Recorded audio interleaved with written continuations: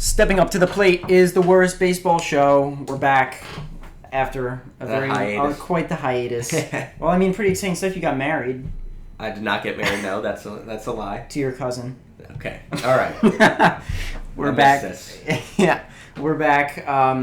Went through I think some growing pains. Yes. A show. But we're back. Yeah, went through some eye pains. Yeah, I was gonna make a reference to the sunglasses pretty soon. Yeah. What are we? 20 seconds in? It's Yeah. longer than I would have thought. 47. It's 37 now. Okay. Actually. Well, all right. Yeah. It had been like 8 seconds since we mentioned it. Maybe 29. 29 is when we said it. Something like that. 30, yeah. 31. But yeah, if you far too much time on this subject. Yeah, anybody who's like followed my page for the past like 2 weeks knows that my glasses are missing. I've been using my prescription sunnies, so it's just really sunny in here. Yeah, I'm not hungover. I'm not a douchebag. Just can't see. So.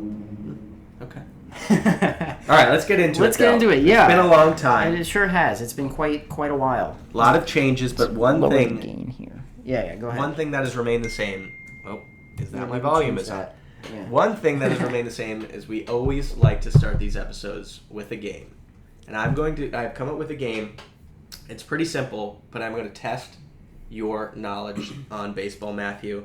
And I will say, odds have come out, and you are minus 200 to not get this. To not get it. Minus 200. That's what. Don't. So does that mean I'm plus 200 to get it, or is that not how odds work? That's how fair odds would work with crooked betting companies. It'd be like 1 plus 120. Okay. All right, but let's get right into it. Essentially, I'm going to ask you to list the top 10 players in the MLB in terms of F-WAR, Fangraph WAR. Yeah, familiar with it. Top 10 in MLB and F-WAR. It does not have to be in order. If you just name a player and let's say they're eighth, that counts. Is this offensive and pitchers combined? Yes. Okay. And you have 3 strikes and you're out. 3 strikes and keeping I'm out. in theme. Yeah. All right, let's get started. Wait, top 10. I don't get it.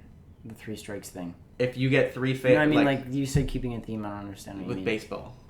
I don't get it. All right, you're pulling my chain, yanking my chain. All right, let's get into it then. All right, let's do it. The beginning should be pretty easy. Yeah, I mean, definitely. We got Aaron Judge. Yes, Aaron Judge is in second. Are you gonna keep track of my strikes on your little board? Sure, I'll do that. Okay. Not that I'm gonna get any anyway. No strikes. Aaron Judge, you got Aaron second. Judge. We're going Throbby Bobby Booby Tit Jr. Bobby Witt, yes, number 1. 1 Soto, 1 Goto. Number 3. All right, good start so far. 7 left. I'm gonna go with. I feel like Jarren Duran's in there. Yep. Mr. Number 6. Tennis racket Jarren Duran. Yep. Gunnar Henderson. Gunnar Henderson, 5. Okay. You should really nail the top 8 players. I think pretty easily. So you have Witt 1, 2 Judge, Soto 3, Henderson 5, Duran 6. Am I missing number 2?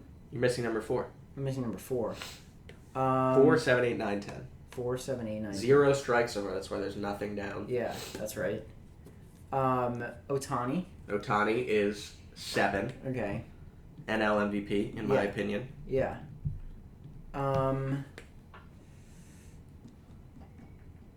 Let me think. I don't trust him. What are the numbers I have? I can't see, and these are polarized. I can't see your screen at all. It's black. Yeah, you should take off your glasses in general for this. Yeah. For this thing, then I wouldn't have to shade it away. I literally can't see it. I trust right you. now. I still can't see it. I trust you, and the lighting is low. Yeah. All right. So which ones do I have left? I've got 4, 8, 9, 10. 4, 8, 0 9, 10. strikes. Off to a good I'm start. Probably gonna get a strike. Let me just scroll through my own notes. I'm gonna say. Actually, I don't think my own notes are helping me at all here right now. You shouldn't have to consult notes for these. These are some of the best players in the league. Yeah, okay, fine. Number 4. Why am I blanking on who number 4 could be? I'm giving you a 10-second shot. Okay, fine. Before you get started. Is Ellie De La Cruz in there? Ellie De La Cruz is number 8. Okay. I didn't think he was number 4. I'm just blanking on number 4. I may never get him. So you got 3 players left. Yeah. How about give me Jerks and Profar? That is Okay. Strike one. Where is he? Where is he though? I only have the top 10. Okay. I we're this is pitchers too. Pitchers too. There are pitchers on this list. There could be potentially. There could be potentially. Give me Chris Sale. Chris Sale is number 9. Okay. So you have 2 players left. I need number 4 and 2 number strikes, 10. 2 players. Number 4, number 10. I feel like number 4 should be staring me right in the face right now. I'm surprised, but you can't see. So. No, I can't see anything. I have no vision. I was thinking of giving you a hint. I don't think you deserve hints here. I think you should just get at least one of these players. Okay. Just as a refresher, Witt, Judge, Soto, Henderson, Duran, Ohtani, Ellie De La Cruz, Chris Sale.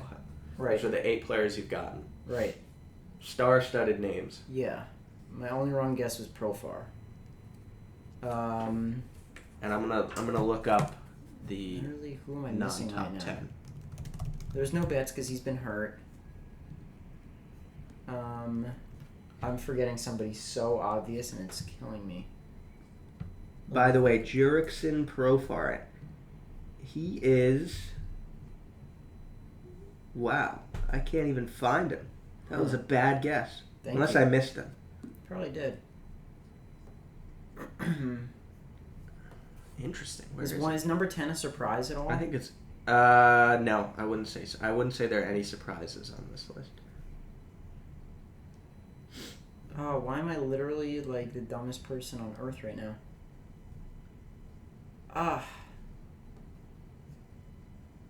The frick is number 4? He's got to be in the NL. Number 4 is a National League player. I wouldn't be surprised if they're both National League players.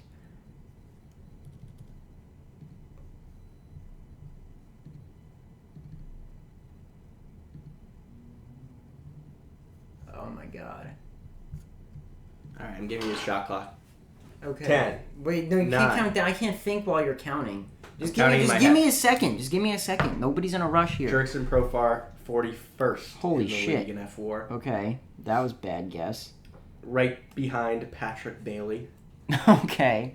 who just had a walk-off double about 5 minutes ago for the Giants. Very cool. Crazy game. Blake Snell, 1 inning, Yeah. 42 pitches. Giants come back and win. Doesn't matter. Jesus Christ. Okay, I'm gonna guess. I don't think this is right. Is Jackson Merrill on there? Jackson Merrill's not on there. He is 16th in the league. Incredibly impressive rookie season. Yeah. Barely missed this list. I think I'm gonna strike out. I don't think I'm gonna get these 2 guys. I'm just Strike 2. completely 2 strike having- count. I'm just completely farting in my pants. Shorten up the swing. I'm very surprised you haven't gone 4. I'm a little disappointed. You're gonna say it and it's gonna be so obvious. And Live odds, by the way. Jose Ramirez. I hate to do it to you. No. Jose Ramirez is 11th in the Oh league. my god. Strike 3, he's out. If you bet on Matthew not to get the prompt, you win minus 200. Okay, well at least the odds were in my favor for not getting it. Who's 4 and 10? All right. Tell me 10. Tell me 10. 2 NL infielders. I knew they were both in the fucking National League. One of these guys is hurt, One of them's hurt. and the other is just chugging along, absolutely carrying the team on his back. Surprise. Oh, Lindor. Lindor's 4. That was stupid. That was a brain fart. Yeah, that was a I- total brain fart. 9 times out of 10, you get Lindor. Yeah, for sure. I don't know who could 10 be. Ketel Marte. Ketel Marte. That's Incredible he's hurt. player. Yeah, that's Supposed to be back this week. Would be good for the fantasy team. Yeah, I'm not upset for missing Marte because he's hurt. He's kind of out of my head right now. We're gonna talk a little about the D-backs later. Didn't even Fail. Yeah, that was Fail. That wasn't great, but All right, let's 8 get out of some 10. lists. Let's talk about some stuff. All right, where do you want to start? Real. Pitching, hitting, playoff chokers. Let's save our choky boys for the end. Okay. Let's start with lineups. All right, Everybody lineups. likes a good bat, a Mhm. big nice bat. Yes. Yeah. All right. So essentially, what we've done here is we have created a list of our top 3 best lineups heading into the postseason. Yeah. In the league, Matthew has his list. He'll reveal it live. I have my list. I'll reveal it live, and then we polled you, the fans, on the Instagram account. We've come up with a fan submission list for the top 3 lineups in the league. Let us know at the end if I know ball, Matthew knows ball, Matthew's fans know ball. We'll see. I'm interested to see where these lineups go because there really isn't like a team, I would say, that has this dominant, besides maybe one that has a dominant lineup. Yeah. In the league, there's very little, I don't know, separation between these teams. I mean, honestly, I don't necessarily even know who you're referring to when you said dominant lineup. I feel like I had like a top 5, and honestly, I could have just like picked out of a hat to choose the 3 that I chose out of my top 5 lineups. So Yeah. I'm curious to see what you said. I think let's go 1 through 3. We don't even need to get the anticipation with like 3 through 1, like 3, 2, 1. I think we can just go 1 through 3. All right. You want to do yours or the fans first? Let's do ours and then say what the fans picked. So we're just writing 1 or we're writing 1, 2, Let's 3? write 1, 2, and 3. Okay. Yeah. Okay. And this is like for the playoffs essentially, or just like confidence coming going into the playoffs. Okay. Spoiler: all 3 of mine came from the same division. We have the same list. Do we? We have the same list. We must. Okay. All right. Let's reveal it. We have the exact same list. We have the same order. We can't disagree now. What are we gonna do? This whole thing is fueled on disagreement. No. Okay. We can agree. Yeah. What did the fans say? The fans said something very different. Thank you for writing in, by the way. I'm not surprised the fans said something different. I'm going to erase mine because mine is yours, and I'm going to write out the fan list. So the fans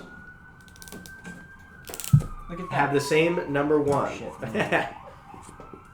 The fans have the same number 1, but here's how their 2 and 3 shook out. We got Orioles 3, Phillies 2, Dodgers 1. I didn't even consider putting the Phillies in mine, but I did consider the Orioles. I strongly considered the Phillies. The Phillies were my 4th team.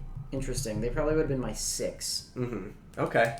But, all right, so let's talk this through. Padres at 3 for both of us. Yeah. For me, a lot of this comes down to Tatis returning. Honestly, by a lot of metrics, one of the most unlucky hitters in the league. I'm expecting him to kind of right that ship. Expected OPS around 814. Actual expected was in the 900s. Yeah, OPS around 814. Expected OPS at 943. Yeah, it's a big difference. According to Baseball Savant, he's been the second most unlucky hitter in the league in terms of on base percentage, and the second most unlucky hitter in the league in terms of slugging percentage, which is wildly impressive. So he's pretty much been the most unlucky hitter in the league, and I think that this is. I mean, some might say it's karma. It is karma, I would say. Some may say that. I think he just changes the lineup a lot, having that extra power back. Yeah, I mean, he came back, he already hit a walk-off. He already hit a walk-off. I expect the power to return. And he was missing for a few months, so that's really a long time. Luis Arraez and Xander Bogaerts, obviously, are 2 guys that, can kind of, I don't know, put the ball in play and just have good at-bats. And then, obviously, you have the power sources, Machado, Tatis, and you have the superstar and Merrill, the young superstar. And for me, more than anything, this is a lot about feeling, and I just feel like this is a team, the crowd is going to be rocking, and they got the it factor. I don't know. Yeah. They win a lot. We see last night, they go down 5-0 to the Tigers. They don't give up. Like the team we both have, the team you have won, the team I have won, the team the fans have won, the Dodgers. It's like, Are we sure that their bats are going to show up when it really matters? It's like, and the last night, both the Padres and the Dodgers go down 5-0, very early in the game. The Dodgers take out Mookie Betts. They take out Freddie Freeman. The Padres keep everybody in. They come back. They walk off. They have their guy back after months hitting the walk off. It's just mojo. Merrill has been incredibly clutch. It's a good time to get mojo. It's a great time to get mojo. And yeah, I mean, this is just a lineup that I'm going to trust late in postseason games and even early in postseason games to just make life miserable for the opposing starting pitcher. Like, I'm thinking if you're starting against the Padres, you might go 3 innings in the playoffs. You're going to have a huge home field advantage. I think Manny Machado is a guy who I could really see. He hasn't really had a great year, but I could see him stepping up. It really hasn't been terrible, though. Yeah. He's been quietly consistent. Yeah. Like, he really hasn't been bad. He's, obviously not like the MVP level that we saw a few years ago or at various times in his career, but he's still been a meaningful contributor. I wouldn't call this year a complete letdown by any means, and he definitely still is one of those guys that can make a huge impact. Say your last thoughts. I want to just run through the 1 through 9 for them. Yeah. I mean, I didn't even mention I think last year, right, Texas's lineup was very interesting. And the fact that it was just wildly, like, they got production out of the bottom of their order. Like, Jonah Heim was playing well. Garbage this year. Yeah, he's been garbage. I mean, he's frankly not that good of a hitter. Like, there was a lot of guys that really just hit at the end of the lineup that was really important, and it wasn't necessarily just a home run thing. And I kind of see some resemblance with the Padres lineup.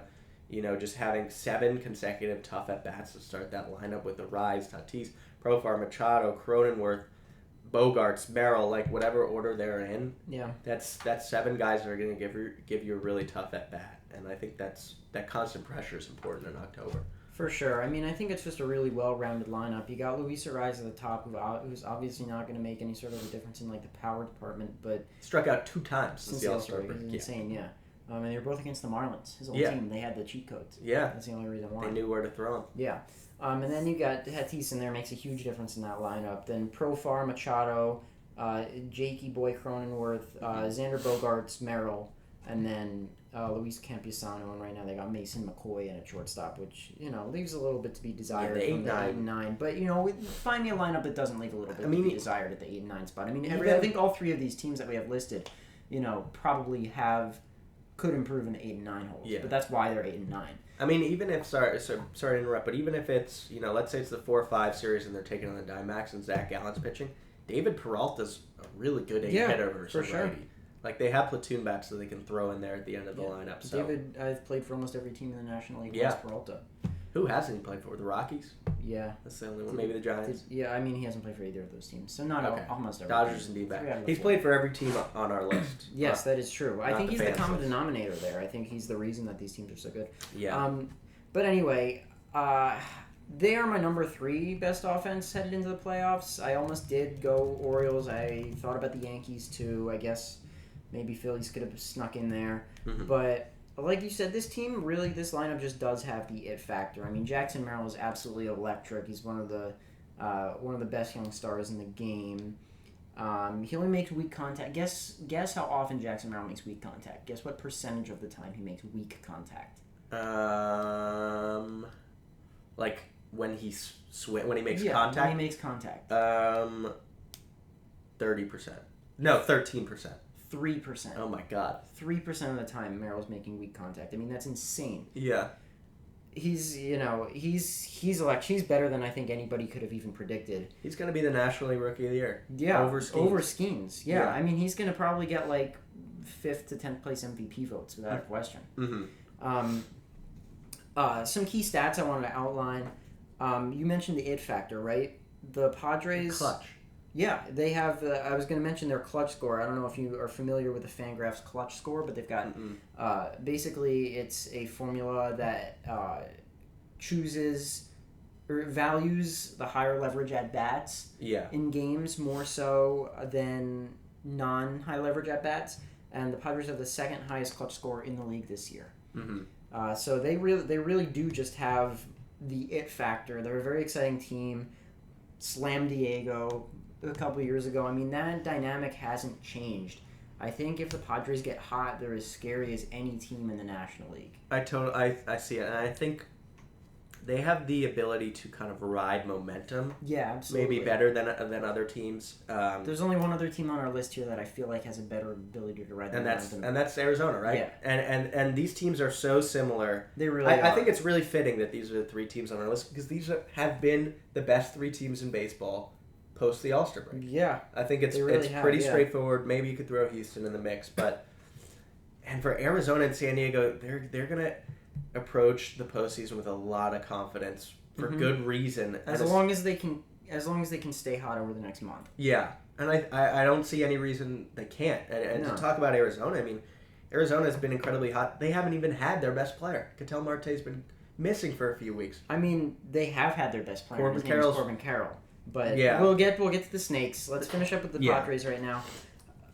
You said one of the best teams in the second half. Yeah. Their second half OPS is 3rd in baseball at 777. Lucky numbers too, all 7s.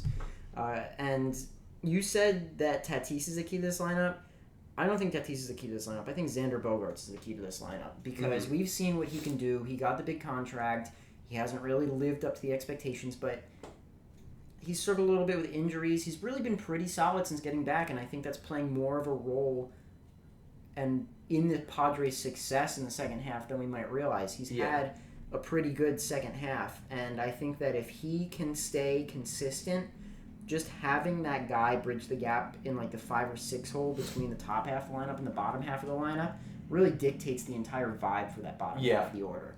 And I think having Xander Bogaerts in there as a guy that you can't just gloss over as a pitcher in the number 6 hole before you're pitching to Jackson Merrill is just going to really be huge. And Jackson Merrill, clutch hitter, if he's got a guy consistently on base in front of him in the playoffs, it's going to be a problem. So totally. And I think I totally agree on Bogaerts.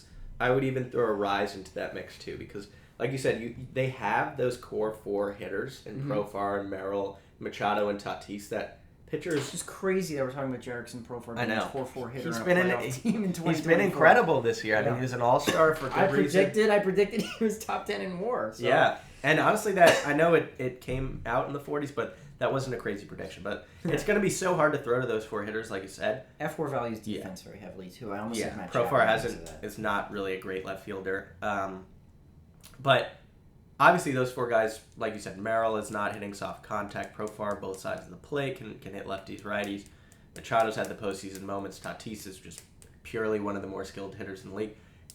But if Arraez gets on, which he does incredibly well before those 4 guys, or if you struggle through those 4 guys and then you're like, fuck, I got Xander Bogaerts who's going to give me a good at-bat. Maybe the power isn't there for both those guys, but those are 2 of the better hitters in the league and not striking. They've got enough power in their lineup. Yeah, and just put the ball in play. Yeah, they just got to put the ball in play. Yeah, and it's a very scary lineup. This lineup could do furious damage in October if they have the momentum. It's all about the momentum to me for this team and the Diamondbacks, honestly. So let's get into them. And that's probably going to be the first round matchup. How much fun is that going to be? Oh, I want that to be the NLCS so bad, but it's not going to happen. Yeah, so. Might be the first round matchup with the winner taking on the Dodgers. So. We might be spoiled. I'm going to go out on a limb right now and say whoever wins that series beating the Dodgers. I think so too. As a Dodger fan, I think so too. We saw it last year. Yeah. We saw it last year, and Arizona is better this year than they were last year. They are. And they're on more of a mission than they were last year because of how close they came. So. Yeah. And I thought the Snakes were dead at the All-Star break. I thought they were fucking cooked. I mean, they were an average team for 80, 90 games, and in the past... The Snakes were an average team when they made the playoffs last year. And then, we haven't recorded in a while, but one of the more recent times that we did record was in the offseason. We were saying that the Snakes made really good moves to improve, and it didn't really manifest in the first half of the season. But I hate to fucking mention 2020 again, but this is the reason why you need a 162-game season, because you got teams like the Diamondbacks, who I now legitimately think are an excellent, excellent team, and could make a World Series run, a legitimate World Series run, a 2014 to 2015 Kansas City Royals type World Series run. Yeah. And it's, it wouldn't have happened if we had a short season. Anyway, that's beside the point. Yeah. They're a great team. They're a great lineup. I'm going to run through the 1 through 9 right now. You got Corbin Carroll at the top, who for the first half of the season was a complete non-entity. Like, totally, him being good has completely transformed this lineup now. You got Geraldo Perdomo, who is like the strangest good hitter I've ever seen. Yeah. It's bizarre. I'll talk about him more in a minute. Jock Peterson just hit 10 years of service time in the majors. He's still got pop. I mean, Jock Peterson, I want to talk about Jock Peterson for a second. He is truly one of the best hitters in the league versus right-handed pitching. Yeah. He is a top 15, top 10 hitter in the league versus right-handed pitching. Yeah, I mean, I'm not going to argue that. Josh Bell has been transformed since he made it over to Arizona. Jake McCarthy has slowed down a little bit lately, but it's still a breakout year. Eugenio Suarez is having a sneaky good season. He's probably going to get 100 RBIs by the end. And then, you're missing Gabby Moreno, you're missing Ketel Marte, you're missing Lourdes Gurriel Jr. You throw those 3 guys back in there for the playoffs, and I honestly might have this as the best lineup, not just in the NL, but the best lineup in baseball. Yeah, and add even a guy like Randall Grichuk. He's hitting home runs recently. He is. Yeah, I mean, it's a really fun lineup. It's a little bit different of a lineup than the Padres in the sense that I think there's a little bit less, like a guy like Jake McCarthy, right? Yeah, there's less star power. There's less sex appeal, I feel like, depending on how you feel about guys like Big Cock Jock. Yeah.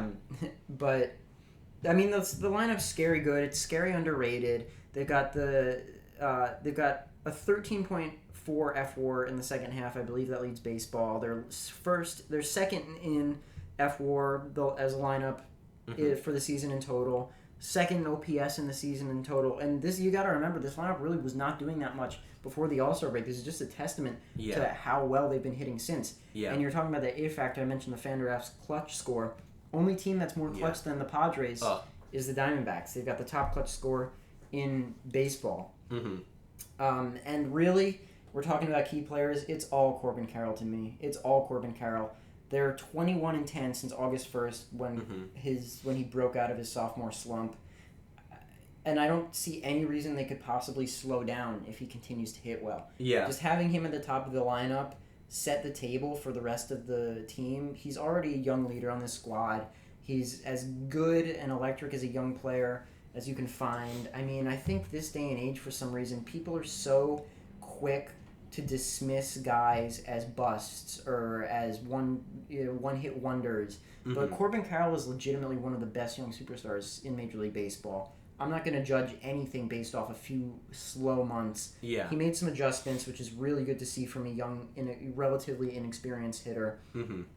And I think he's great. I think if he can just keep his wits about him and keep hitting well in the playoffs, then this Diamondbacks team, I'm really pulling for them to make a huge run. Yeah. I mentioned Geraldo Perdomo. He's got terrible, some of the worst baseball savant metrics I've ever seen in my entire life. Yet he's still got a 3 FWAR, or it might be BWAR, but he's still got a 3 wins above replacement in limited time this year. He continues to hit. You know, we mentioned Jock. He's flipped the switch. Josh Bell looks like his old self.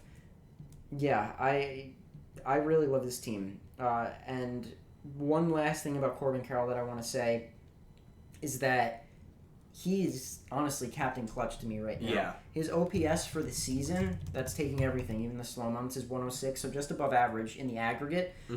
But for the year, in late and close games, his OPS plus is 169. Yeah. Which just shows how good of a hitter he is in important spots, and when's a more important spot than the playoffs. Totally. So, I proved that last year in his rookie season. Yeah. He proved that last year. He had an incredible postseason. Yeah. So I love this lineup. I wasn't quite ready to put them in my number 1 spot, but honestly, I get more fired up about this lineup than I do about the Dodgers lineup. Yeah. I think if you took this, like if we got rid of our preconceived notions and the Dodgers didn't have that star power and like maybe some of the D-backs like are incredible hitters but don't have that notoriety, like I think that bias, took that out of it, they have a very good case for number 1. Sure. Yeah, just to add some stats you mentioned, 3rd in league in slugging, but with that, bottom 5 in the league in K percentage. Yeah. Since the All-Star break, top 10 in the league in stolen bases. A lot of that has to do with Jake McCarthy. And they can hit righties very, very well. And you look at a possible matchup, like, what are you doing? Just keep talking. I'm trying to draw the Diamondbacks logo. Okay. Let's say they take on San Diego in round 1, and you go, San Diego's 2 best pitchers are righties and Cease and King, and you're a righty, and then you go with Carroll, and I know Marte is a little better versus righties, Jock, Jake McCarthy, Pavin Smith even. This is a really, really talented team. They have the clutch factor. You didn't even, there's a name you didn't even mention in there, Christian Walker. Oh, wow, yeah. Christian Walker came back last night, I'm pretty sure. Lineup has just been pretty incredible, and I don't think it's something that's really going to drop off. And they have the same thing with the Padres, where there's just no easy at-bats. There's nobody who's just going to go up there, and besides maybe Eugenio Suarez, who's just going to swing his mind off, and maybe he's done in 4 pitches. But I mean, yeah, but when he connects, he's still pretty damn good. Yeah. I can't wait for this Arizona-San Diego series that I think's happening, although none of the teams in the wild card race are playing poorly, so it's no guarantee. That's a terrible Diamondbacks logo. What? That's not bad. That's not bad. That's terrible, What but does their logo look like? I look at logos literally every day. What does their logo look like? not like that. But Oh, yeah, no, wait. I can't plug that up. let's put it side to side. Hold that up. What is that little thing right there? I thought that's what it looked like. I thought that's what it was. Those are spitting images of each other. They really are. I never said I was an artist. But Well, yeah, that's I mean Arizona's been incredible. All right, number 1 team. Yeah, you take the Dodgers. I'll try drawing their logo from memory. It's a pretty easy logo to draw. All right, you draw it then. I'm not a good drawer. I'm not a good artist. All right, the Dodgers, kind of the polar opposite of the Diamondbacks. It's a bunch of big names. It's not necessarily the stolen bases, and it's a lot of Ks, but it's a lot of power. And obviously, you know, we have the most treacherous 1 through 3 hitters in MLB history, in my opinion. Do you agree with that? Has there ever been a better lineup 1 through 3? Not in recent memory, at least. I mean, that's what really put them at number 1 for me.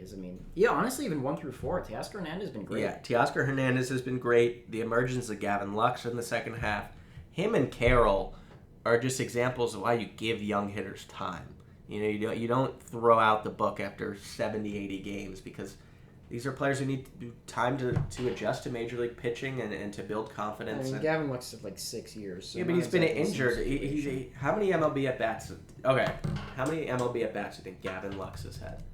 791. No, more than that. 962.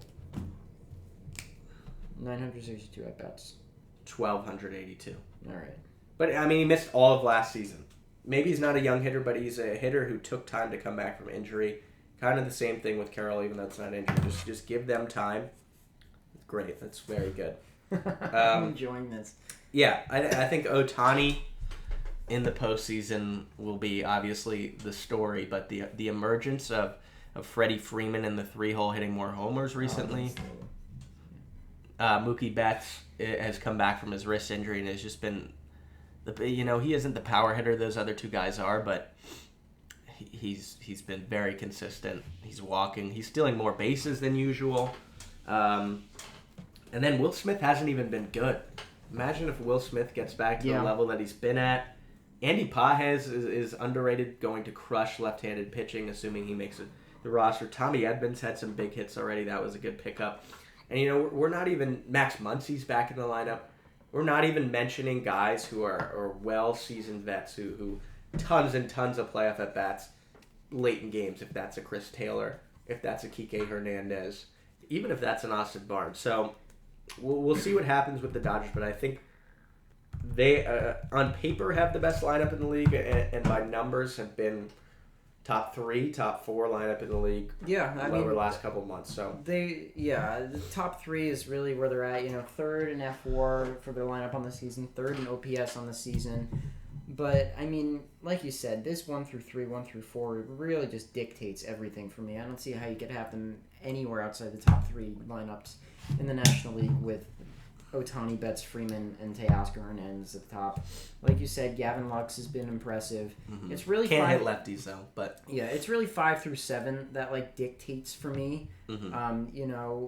8 and 9 again. Like right now, they were trying out Miguel Rojas, Austin Barnes. You can't expect too much from those guys, but it's the 5 through 7, the Gavin Lux, the Tommy Edman, the Max Muncy, where it's if they're good, then this lineup is impenetrable. If they're not good, then teams can really, in general, if they have a good offense to fire back in the playoffs, pitch around some of these guys at the top, and it's really not going to come back and bite them so bad. Yeah, and you can't. Thing is, it's 3 guys. You can't pitch around 3 guys. Maybe I get the argument for pitching around Judge and Soto because, like you said, this is kind of point. There's no protection behind it, but even just you can pitch around 2 guys. You can't pitch around 3 guys to start a lineup. No, you can't. But possible. late in games, Mm-hmm. if you have a little bit of a lead, you're not afraid to walk. You're not afraid to walk Betts to get to Freeman necessarily. You know what I'm saying? Yeah. It's Dodgers also I think the matchups are going to be a big thing because they're a much better team versus right-handed pitching than left-handed pitching. Mm-hmm. Ohtani's a lefty, Freeman's a lefty. Muncy doesn't really hit righties. Or doesn't really hit lefties. Yeah. Gavin Lux doesn't really hit lefties. And if you take a look at the rest of the NL, the best pitchers, the best arms, besides Chris Sale, they're mostly righties. It's Dylan Cease, it's Zach Gallen, it's Michael King, it's Zach Wheeler, it's Aaron Nola, it's nobody on the Brewers, but it's potentially Colin Ray. It's even potentially, I don't know, a guy like Senga who might be back in the mix there. The Mets are saying so. I mean, come on. The Mets they said today that they think he's gonna be back before the end of the regular season. I'm just giving every team a starter, so nobody gets mad at me. Every team that could possibly make the playoffs in the National League. Mets fans are already mad at me. I'll say what I want. So. Yeah. No, I mean, I think you summed up the Dodgers well. I felt like I was just going to let you take it away with them because they're your team. But, no, I really can't argue any points on the Dodgers. It's really, like I said, just like that middle to bottom of the lineup that really dictates for me because, you know, even if, sure, maybe you're not pitching around at all, that 1 through 4. Mm-hmm. But, you know, so what? They put on 3 runs. They put on 2 runs.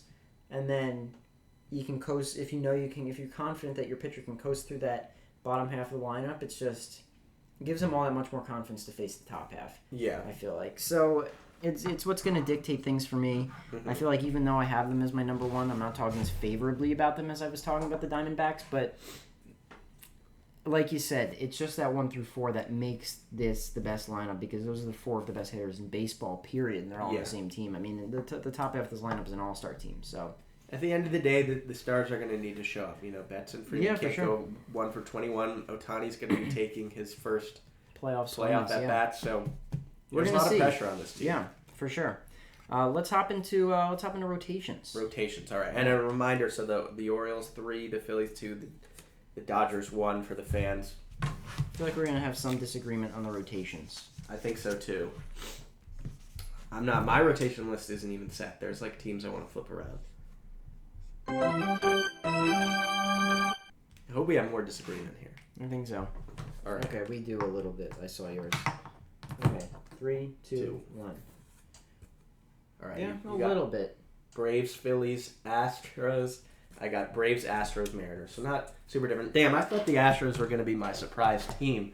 Yeah, they're on your list my surprise team too. So let's talk about them first. You know what I really valued when making my list is teams that are have deep pitching staffs because you never know what you're going to need to pull out in the playoffs, and B, teams that are actually it was threefold. It was teams that whatever I just said. I don't even remember what the fuck did I just say. Deep pitching staffs. Teams that are hot in the second half, pitching staffs that are hot in the second half, and pitching staffs that do not allow hard hits. Mm-hmm. That was my 3 because nothing hurts in the playoffs like a big freaking home run. Yeah, 3-run home run and you're out of the game. Yeah, just total momentum shifter. So the Astros fell into all 3 of those for me. Mm-hmm. They are deep. You know, we can make an entire rotation of really good pitchers for them with only guys that are on their 60-day injured list. You know, you got Javier, Urquidy, Lance McCullers, Luis Garcia, JP France, all on the injured list. Are you factoring those guys in? No, I'm not. Not necessarily. I didn't when picking them for my 3 spot here. And they've got the best F-WAR of any pitching staff in the second half at 5.7. Mm-hmm.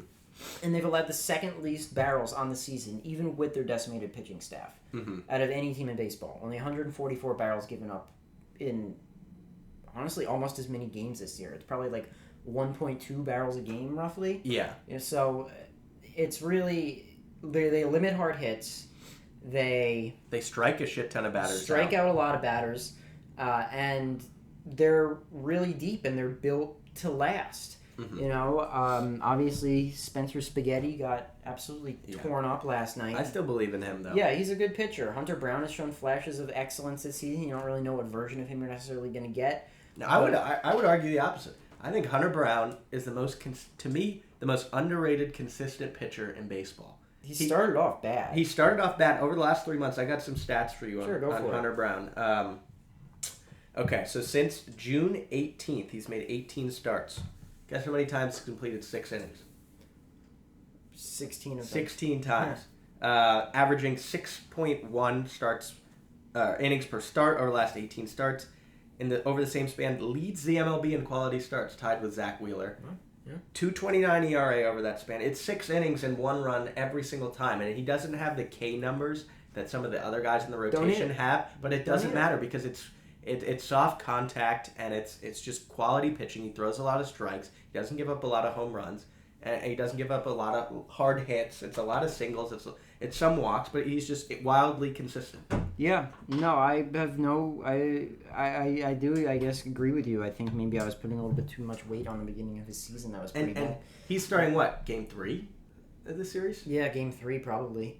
Maybe even Game 4 behind Ronel Blanco. Mm-hmm. So, you know, No, I like this Astros pitching staff. I mean, they really are just built to last. And especially if we're talking in the context of the postseason, what team is better fit to go on a run in the playoffs than the Houston Astros? I mean, you have the confidence in the offense. Yeah. Yeah, right. You have the confidence. They didn't make our offense. list, but you have to. Right, for sure. Well, I think it's a lot depends on Kyle Tucker. Mm-hmm. But, no, I like this Astros pitching rotation a lot. I didn't realize necessarily how good they were until we started doing the research for this, but I've got a lot of confidence in this Astros pitching staff. You know, Yusei Kikuchi. Yeah. I mean, fire. Every single season, MLB front offices prove that they're smarter than us podcasters. Everybody says they gave up way too much for Kikuchi. 33.8 K percentage since joining the Astros. That's second highest in the American League. Yeah. Who's number one? Mr. Spencer Arrighetti. Wow. Number one, 35.1%. Top 5 in the league since being traded to the Astros. Kikuchi's 4th in the league in Sierra. You know his number also top 5? Mr. Framber Valdez. There you go. They have 4. It's ironic to say that you could trust Arrighetti after yesterday, but it's one start. I really trust this guy. He's one of my favorite young pitchers in the league, and he's starting Game 4. He has the luxury of having 3 great starters ahead of him. And it's a ton of strikeouts. The combination of strike, like you kind of listed out the stuff that you look at when you're looking at pitching staffs. I agree with a lot of it, but the ability to have swing and miss stuff while giving up a few barrels is so important. Yeah. And Kikuchi, Arrighetti, and Valdez have at least the swing and miss stuff, and Kikuchi and Valdez can not give up a shit ton of home runs or a lot of barrels, and neither does Hunter Brown. So for sure, they have 4 really good arms, and we're not even mentioning Ronel Blanco. Sticky fingers Ronel. Sticky fingers. I don't think he starts in the postseason for them. No, I think you can use him out of the bullpen for sure. Mm-hmm. I can't see anybody who would necessarily move the bullpen before him. Yeah, and the bullpen has been shaky. Bullpen so they could use the help. Yeah, but I mean, Abreu has been pretty good. Josh Hader has had a really good month of August, so I've got confidence in their entire pitching staff. If I'm being honest. I guess it's their bullpen is good. It's not as good as it has been last year. Yeah, for sure. Stanek but loss. we're talking about rotations right now. So, yeah. Should we move to number 2? Yeah. Well, that was my number 2. Well, that was your number 2. They were my number 3. They were my number 3. Okay. So I put the Mariners at number 3, but I think the Mariners are boring, to be quite frank. Yeah. I strongly considered the Padres. I love Dylan Cease. I love Michael King. I think Joe Musgrove is going to work his way back into the rotation. Same with Yu Darvish. But I go with the Mariners at 3. They're just, they just have 5. How many teams in the league have 5 really good starting pitchers? I think you have to include them. All right, I have an exercise for you. Mm-hmm. We're both going to do it. Sure. Game 7. Let's say the Mariners, there's they are still doing game 163. The Mariners tie. They're a 500 team. Yeah, let's say they go on a miracle run and they tie the Astros for the division. Okay. I want you to rank 1 through 5 who gets the ball. Who starts the game? What do you mean 1 through 5? They're between their starters. Between Gilbert, Castillo, Kirby, Wu, Miller. I want you to rank them 1 through 5 most likely to get the ball in a do or die game, because I think this is interesting. Where we rank their rotation. Sure. Okay. Because there's some guys that I really like in their rotation. I think are underrated, and there's some guys that I think are really overrated. It's Gilbert, it's Kirby, it's Castillo, it's Wu, it's Miller. Do you think they're the same? I don't think so. I think we might have a similar top 3. Okay. All right. 3, 2, 1. Okay. Right, so similar top 2. Yeah, similar top 2. I mean, Logan Gilbert has been one of the best pitchers in the league this entire season. We didn't even show the people we put. By every metric, this guy's incredibly consistent. He doesn't walk people. He still gets strikeouts. Goes deep into games every single time. He's had basically one bad start this year in Minnesota. Yeah, I don't want to spend too much time talking about the Mariners. Not to dismiss your list, but I'll go quick.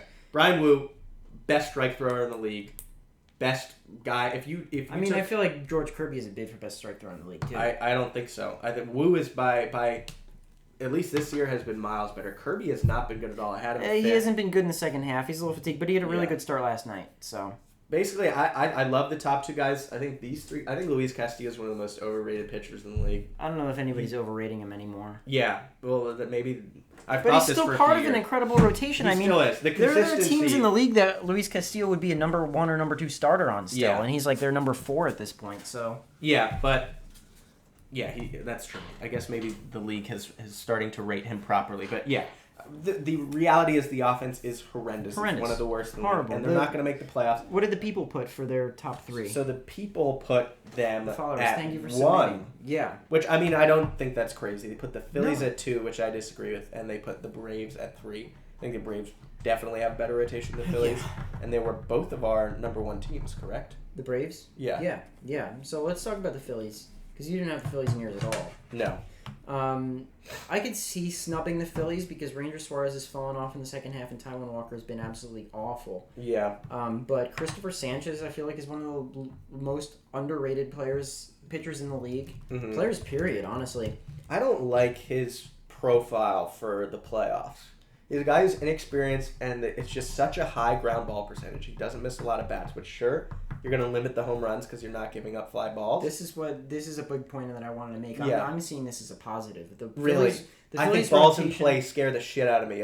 If you're telling me that, right, if Christopher Sanchez faces 18 batters, you're pretty much guaranteed that there are 15 to 16 balls in play. And that scares the fuck out of me in the playoffs because Sure. little things can cause rallies and just... Sure, little things can cause rallies, but you know what type of pitchers give up the most home runs? The pitchers that strike the most batters out. Yeah, Generally speaking. generally. I like the fact that the Phillies have a slightly different approach, that they're not a huge strikeout squad. I think both have advantages for different reasons, but I'm not seeing it as a negative. I'm seeing they have the second highest ground ball rate in baseball, and it is right? Yes, Yeah. second, maybe first. I mean, Could be Nola's first. not necessarily a huge strikeout guy. Wheeler's... But they Awesome. very Yeah. very high ground ball rate in general. I put down 2, but then I also put down 2 for the Braves, so I don't know what I'm saying. But no, and they have their pitching rotation as the number 1 FWAR in baseball this season. And granted, a lot of that is from the first half, and I do want to give some credit to teams that have a better A lot of trajectory. that is... Yeah, Ranger Suarez's first half, which Yeah. has fallen off a cliff. But I know he's been injured. Zach Wheeler's is consistently come. There's almost nobody in the league that I'd rather hand the ball to in a playoff game than Zach Wheeler. Yeah, totally agree. Aaron Nola, I feel like we're at the point in his career, like, we know what we're getting from him. He pitched well in the playoffs last year. I think that he has the ability, he's got the stamina, and he's got the ability to have a few really good games, even if he's not as dominant as we would have hoped for the rest of the season. Ranger Suarez, obviously, has not had the second half that a lot of us had hoped for, but still a very, very talented arm. Yeah. And he's proved it in the postseason before. He has, for sure. He's got a cool demeanor, calm demeanor. So I do like the Phillies pitching staff. I have them at number 2 heading into the playoffs. I have a little bit of questions, but in general, I do like their pitching a lot, and I think that the intangible of this being a very experienced, with the exception of Christopher Sanchez, playoff pitching staff is immensely impactful in the playoffs. Yeah. Do you are you at all scared about, this is going to be year 3 in a row they're gunning for a deep playoff run. Yeah. So much is on the backs of Wheeler and Nola. Are you concerned about the innings? Even a guy like Suarez who's got back issues and Yeah, I mean, I'm thrown a ton of not innings. concerned about the innings, but like I said about Nola, I mean, he's very consistent. Wheeler hasn't really shown any... leads the league in innings the last 2 years. Yeah, I mean, Wheeler hasn't really shown any signs of being weak, and the 1-2 in the playoffs is just so important. It sets the scene for the entire series. Mm-hmm. So, I could spend an entire podcast worrying about any team's stamina or injury history or XYZ. Yeah. I gotta go based on what I see right now and how their seasons have been going in general. It's in the back of my mind, but it's not making me crazy nervous. Yeah, I'm a little concerned about Aaron Nola for what I just said, and only a 14.8 K to walk percentage this year. The strikeouts are down. The walkouts are, I mean, they're not up, or the walkouts. The walks. Walkouts, yeah. The walkouts, school walkouts. The walks are up a little. The Sierra, the expected ERA, the FIP, they're all much higher than the actual ERA. Yeah, and the ERA itself isn't really that great either. Yeah, so I don't know. But it's not like he was the ability to turn it on. He can he can string together really good starts. And last start of the postseason, kind of shat the bed versus Arizona. Kick-started that 3-2 comeback. But yeah, I totally. I'm not super worrisome, and they were the first team I excluded off my top 3 from rotations. But I don't think they have the upside that maybe the Astros, the Mariners, and the Braves do for me. All right, well, let's talk about the Braves. They're both of our number 1 teams. I'll throw some key stats out there and then let you take it away. They have the number 1 FIP in baseball with 3.52. I mean, that's incredible. Yeah. And then, like I just said a couple minutes ago, the teams that have the highest tendency to give up home runs are also teams that strike the most batters out. Mm-hmm. That is not the case with the Atlanta Braves. Yeah. They have the second highest ground ball rate, which somehow is lower than the Phillies' ground ball rate, which I think is number 1. 46.9%. So the Braves have the number 1 ground ball. No, because the Phillies are 47.6. Okay. So I think the Braves are actually number 2. Yeah. Second highest ground ball rate and first highest K per 9. It's an incredible combination. Ronaldo Lopez is honestly a Cy Young caliber pitcher at this point. You know, he had a few starts. And he might start Game 4. Yeah, he might start Game 4. He will start Game 4. I can't see you starting him any higher than Game 4. You know, he's been incredible this season. Chris Sale's obviously the Cy Young. Max Fried, nobody talks about freaking Max Fried anymore. He's one of the best pitchers in baseball. I love Max Fried. Mm-hmm. Charlie Morton ages like a fine wine. Old reliable, Uncle Charlie. It's crazy that we're in August. No, we're in September. What the hell am I saying? Mm-hmm. It's crazy that we're in September and talking about the rotation as the Braves' strength over the lineup, because coming into the season, I was fully expecting that to be the other way around. And they lost Spencer Strider. Yeah. And they lost the guy who might be like the number 1 pitcher in baseball coming into this year. Yeah. Hey, my fantasy team, it hurt my fantasy team more than it hurt the Braves. So They are absolutely, they are so stacked. I know we're talking about this year. Schwellenbach is a real deal. He's my favorite young pitcher in the league. He's got the best. You like young pitchers named Spencer, I guess. I guess. Arrighetti and Schwellenbach. And I like Strider. I don't know if he's still young. He's young enough. Young enough. Schwellenbach, best Sierra in the league, which I think is a fantastic stat since the All-Star break. 33% strikeout percentage to 4% walk percentage. He throws strikes. He doesn't walk batters. He gets whiffs. The home runs were a problem at the beginning, but he's kind of, stymied that trend a little bit. And like I said, I mean, you brought up basically the same metric that I was going to bring up, which is the fact that, like I said for the Astros, if you can get strikeouts while preventing hard contact, I'm all in. That's what I want in the playoffs. That's what I want in the regular season too. And the second highest ground ball rate in the playoffs, but the number 1 strikeout rate. Because we haven't even brought up the best pitcher in baseball, or at worst, the second best pitcher in baseball this season in Chris Sale. Yeah. Been the most consistent guy since day 1. Absolute fleece of the Red Sox. Total fleece. You think they're missing whatever his name is? Vaughn Grissom? Vaughn Grissom, I don't think has hit a home run this season. I don't think he's in the majors. He's not anymore. He was hurt. I mean, we could go on and on about Chris Sale. He's got pretty similar K through walk percentage. If you're striking out guys over 30% of the time, and you're walking guys less than 5% of the time, I mean, that is the cheat code for pitching. Yeah, he's getting Cy Young this year. Yeah, totally. He leads MLB in Sierra for the whole season, where Schwellenbach leads post All-Star break. Leads MLB in K through 9 at 11.53. Leads the National League in strike percentage at 67.9%. Yeah. Only Skubal is higher. Yeah, I mean, they're going Sale to... I don't even know what they do with Fried, because he's probably been the worst of the bunch. And there's just... You got to kind of ride Schwellenbach, and you got to ride Ronaldo Lopez. I don't know what they're going to do order-wise, but they just have... very consistent. I say they go... Simon said Strider. I say they go Sale, and then Morton, and then... Morton? Yeah. I think Morton isn't starting games in the playoffs. You don't think he's starting games in the playoffs? Maybe in a best of 7. He'll start games because he's been really consistent this year. No, Morton's their 5th best starter though. I'm gonna hand the ball to Morton. All right, let's write our bets down. So let's say it's a 3-game series. Yeah. You think they go Sale, Morton? No, Morton will start. Morton's 3. Okay, Morton's who do you think is 2? Fried.